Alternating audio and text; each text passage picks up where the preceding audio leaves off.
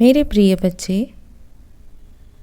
आज मैं तुम्हारे लिए एक महत्वपूर्ण संदेश लेकर आया हूँ। यह संदेश सुनना तुम्हारे लिए अत्यंत आवश्यक है। इसलिए इस संदेश को किसी भी परिस्थिति में अनदेखा या बीच में छोड़ने की गलती मत करना प्रिय। इस संदेश को अंत तक ध्यानपूर्वक पूर्ण सुनना बच्चे। मेरे प्यारे बच्चे, जब भी कोई प्रेमी यह कहता है कि तुम्हारी वजह से रिश्ता कमज़ोर हो गया है और शिकायतें करने वाले व्यक्ति पर अपना दोष मढ़ देता है, तो यह बहुत दर्दनाक होता है मेरे बच्चे। जब दूसरा प्रेम नहीं पाता है तो वह शिकायतें करता है। जो उस समय उसे पहले दिया जाता था अब नहीं दिया जा रहा है, तो वह शिकायतें करने लग जाता है। और शिकायत करने वाला व्यक्ति पहले से ही इतना तकलीफ में होता है क्योंकि उसने रिश्ते में बहुत सारी कमी महसूस की रहती है। उसे कोई कमी महसूस होती है तभी वह शिकायत करता है। लेकिन जब उसका प्रेमी उसे समझने के बजाय उसे दोष देने लगता है, तो यह साबित हो जाता है मेरे प्रिय, वह यह साबित कर देता है कि वह रिश्ते की जिम्मेदारियों से भाग रहा है, उससे बचना चाहता है। ऐसे समय में शिकायत करने वाले व्यक्ति को घबराने या खुद को दोषी मानने की जरूरत नहीं है मेरे बच्चे।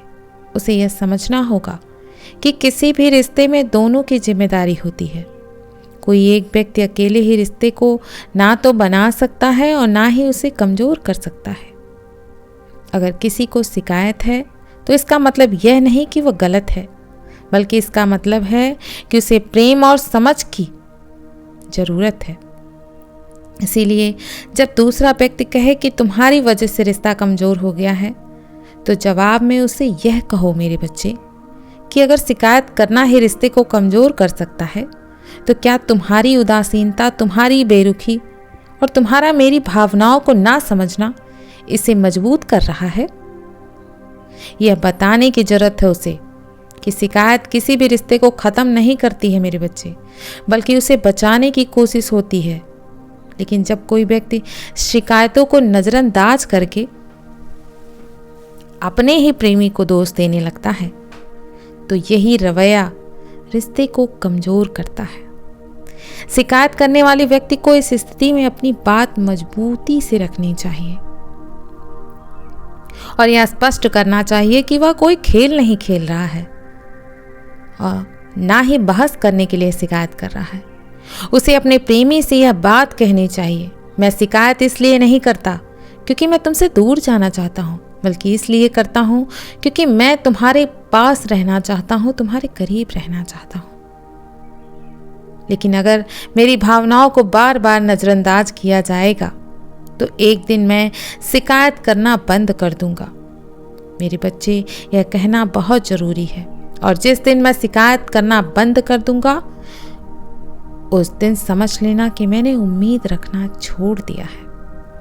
यह बताने की ज़रूरत है मेरे प्रिय तुम्हें अपने प्रेमी को कि रिश्ते में कोई भी व्यक्ति संपूर्ण नहीं होता है। लेकिन अगर शिकायतों को प्यार से सुना जाए, मिलकर हल किया जाए, तो रिश्ता और मजबूत बन सकता है। अगर सामने वाला फिर भी समझने को तैयार नहीं है और हर गलती का दोष केवल अपने प्रेमी पर ही डाल रहा है, तो यह संकेत है मेरे बच्चे कि वह रिश्ता निभाने के लिए गंभीर नहीं है। तब शिकायत करने वाले व्यक्ति को यह सोचना चाहिए कि क्या वह सच में ऐसे रिश्ते में रहकर अपनी भावनाओं को बार बार कुचलवाता रहेगा या फिर खुद की कद्र करना सीखेगा। उसे सोचने की जरूरत है मेरे बच्चे। और जो मनुष्य बार बार लगातार शिकायत करता है, सिर्फ इसीलिए करता है मेरे बच्चे कि उसे अपने रिश्ते को बचाना है, उसे मजबूत बनाना है, किंतु बार बार उसे ही दोषी ठहराया जाता है, तो धीरे धीरे उसका मन टूटने लगता है मेरे प्रिय।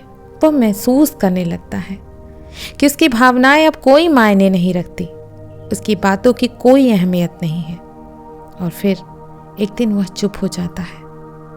यह चुप्पी बाहर से शांत लग सकती है, लेकिन अंदर ही अंदर वह व्यक्ति घुटने लगता है उसकी आत्मा घायल हो जाती है मेरे प्रिय, क्योंकि उसने बहुत उम्मीदों के साथ अपने दिल की बातें कही थी, लेकिन हर बार उसे यह एहसास कराया गया कि उसकी भावनाएं बेकार हैं, उसकी शिकायतें बेवजह हैं।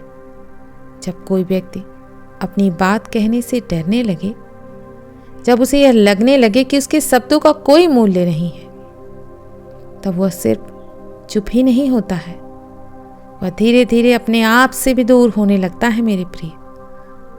वह अपने प्रेमी के साथ रहकर भी अपने आप को अकेला महसूस करने लगता है, और यही अकेलापन उसे अंदर तक एक गहरे दर्द की खाई में ढकेल देता है।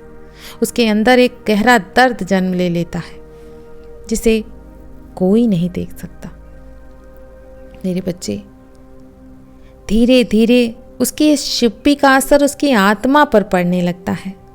वह व्यक्ति पहले की तरह खुश नहीं रहता, उसका आत्मविश्वास भी कम हो जाता है और वह अपनी भावनाओं को व्यक्त करने से डरने लगता है। वह किसी के सामने अपनी भावनाएं नहीं खुलकर कह पाता।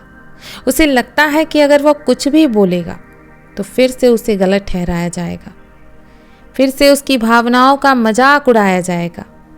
इस डर से वह अपने भीतर ये सारी बातें दबाने लगता है, और यही दबी हुई भावनाएं एक दिन उसके मन में उदासी लेकर आती है, निराशा लेकर आती है।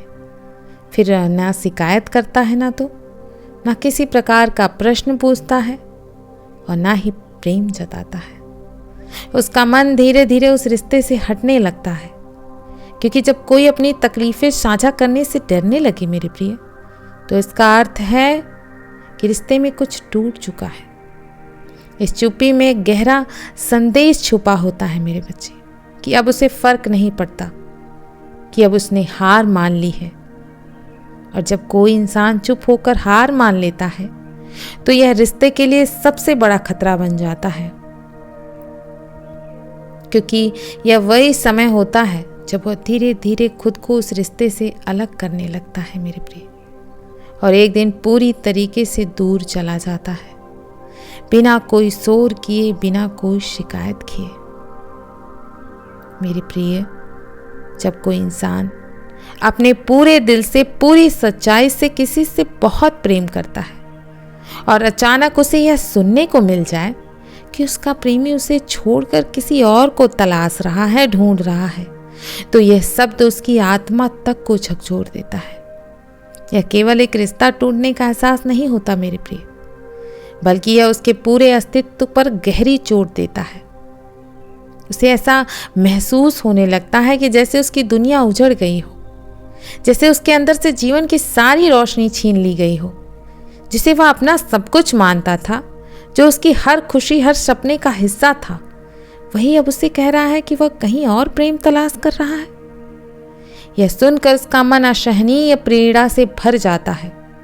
उसके अंदर हजारों प्रश्न उठते हैं। क्या मेरे प्रेम में कोई कमी थी? क्या मेरा प्रेम काफी नहीं था? क्या मैंने खुश रखने के लिए कुछ कम किया है? क्या मेरा प्रेम सच्चा नहीं था?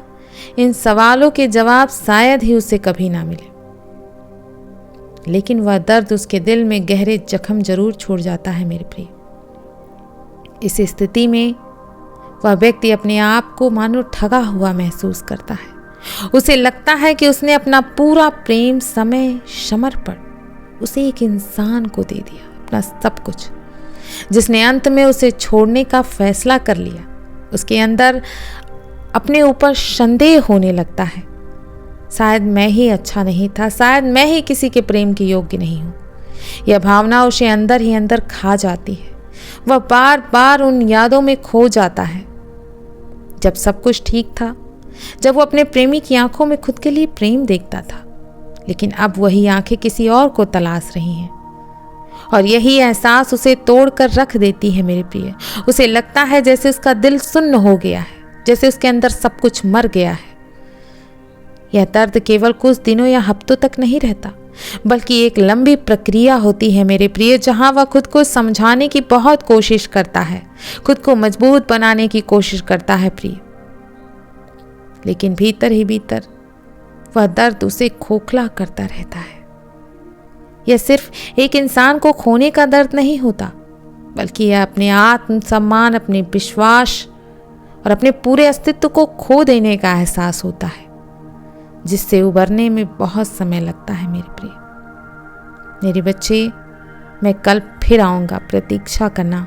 यदि तुम कल भी मेरा संदेश सुनना चाहते हो तो अभी यस टाइप करो।